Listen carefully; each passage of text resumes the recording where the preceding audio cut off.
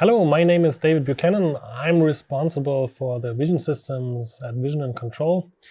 We received a lot of times the question, how do I change the IP address of my system so that it can communicate with a vicosys or pictor? So I want to show you just in Windows.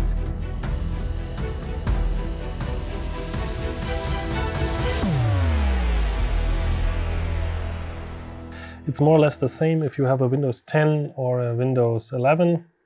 You can simply click here on the Start button and enter Control or Control Panel. It will give you first suggestion, Control Panel. If you click it, you can go to Network and Sharing Center.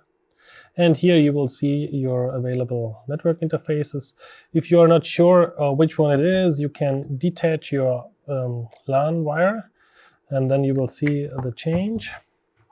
And if you simply click then on the corresponding adapter and click on Properties, you got a list of all the network stacks that are installed for the Ethernet adapter, and you have to look for this Internet Protocol version 4. Then you can select Properties, and here you can change your IP address of the system, or also change to automatic IP address. That is this previous selection. So for communicating with your vicosys or pictor with local link, you need to set it to this automatic IP address. If you are talking with LAN 1 of the vicosys, you need to have 192 168 3 point something as IP address, which is not 180 because that's the IP address of your system if you are directly connected, or if you are attached to a DHCP server in your company, you have also to select the automatic IP address.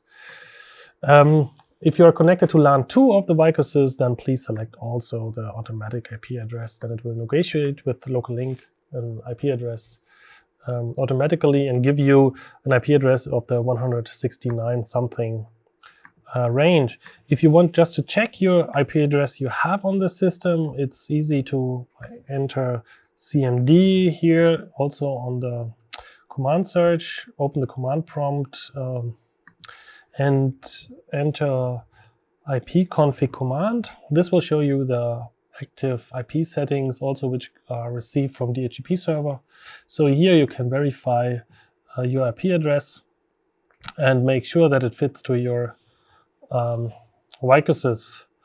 Yeah, that is my small video on how to change your IP address of your device. So I hope your problems will be solved soon, and have fun with the next video. Bye bye.